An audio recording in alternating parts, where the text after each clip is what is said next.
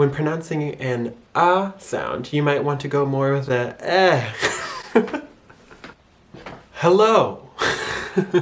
So today I am going to be talking about the Michigan accent. Yes. So I really didn't think that Michiganders had an accent, but I was on vacation recently and I was talking with my friends and somebody had said, "Oh, I knew you were from Michigan." and then I said, how? And they were saying how they noticed my Michigan accent. So I thought it'd be cool to dive into what exactly the Michigan accent is made out of. Obviously, I'm from Michigan, so talking right now, I'm probably using some of the different things that I'll mention in what Michiganders do when they speak and when they say certain words. So let's dive in. So overall, Michiganders tend to talk very fast. See, even there, I needed to slow it down and be a little bit more relaxed when I'm conversating. So that is one thing that Michiganders tend to do a lot, and I think it's because of this other reason that I'll talk about a little bit later. One thing that Michiganders do is that they always add an S to company names. So Kroger's becomes, or see, I even just did it. So Kroger becomes Kroger's, or Meyer becomes Myers. And apparently this all started back when we had the Ford era, and Ford, the company, started off in the Detroit area. And people would say, oh, that's Ford's, because Ford is the man who owns the company Ford and started it. And people started associating that with him. So people would say, oh, I worked at Ford's plant, or something along those lines. So people started saying this with other companies and treating company names as possessives. Kroger became Kroger's and what have you. And I know this to be extremely true because my entire upbringing, I definitely thought that it was Myers and Kroger's because my mom always said that.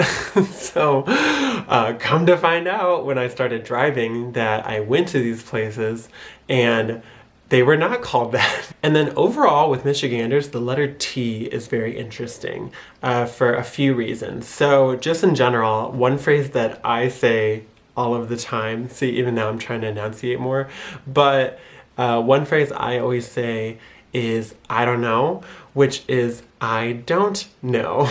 T is just something that is not said very often, like that hard T is not there. So a few things with T are that when it's in the middle of a word, so city, people would say city, but Michiganders put two D's instead, so it becomes city. So if you're visiting Michigan, for example, one thing you might want to say is, these city lights are way too bright. Or, that fish you caught is little. See what I did there? No little, it is just little. And in some cases, you might just want to nix the T altogether. So when saying the word Pontiac, which is how it's spelled, so that's how you'd think you'd pronounce it, Michiganders actually say Pontiac. So they just kind of blend it all. And see what I'm saying in that this way that we have of not pronouncing hard letters sometimes, I think contributes to our fast talking because we tend to just blend everything together. The letter T is just really not used a lot by Michiganders, that T sound. And I'm gonna read the exact definition of why. Michiganders enjoy using something called a glottal stop at the end of words with hard consonants. See, even now it's really hard for me to say that. A glottal stop is a consonant formed by the audible release of the airstream after complete closure of the glottis.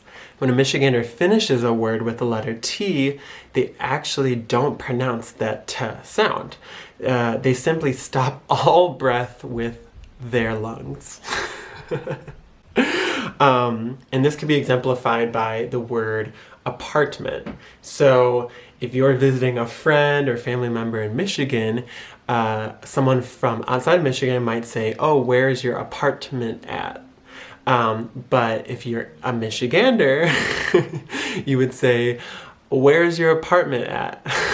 So notice how I don't actually pronounce those hard T's. It's almost like you're saying like meh at the end of the word, so you're like apartment. If you want to blend in when visiting Michigan and to use this glottal stop, you might want to let someone know that you have a situation under control. So in that case, you wouldn't say, I got it. You would say, I got it. See how easy it is to completely remove the t sound? Some other letters that change when entering the great state of Michigan are A, G, and R. When pronouncing an sound, you might want to go more with a eh. It's more like a like kind of how I did in the earlier part of the video. So let's say you're at the doctor's office in Michigan, and the doctor goes, say ah. Any Michigander is gonna go it's more like It's more of an Who's that doctor trying to fool? We can't be saying ahs. Also, when visiting Michigan, don't even pronounce your G's. You weren't running to the mall, you were running to it. Now, I know that I said T's were not, you don't want to say that hard T with a word, but Michiganders do like using a hard R. And even then, I just did it. You'll see why I'm right when you're here. Now, I understand completely that using these special letter rules can be difficult to remember when speaking to Michiganders and wanting to blend in. So I've created a mnemonic device to help you out. Just remember F-U-D-G-E, or fudge. Now, it's not going to help you remember any of these rules, but it will distract the Michiganders you're talking to into discussing their favorite desserts and an island called Mackinac.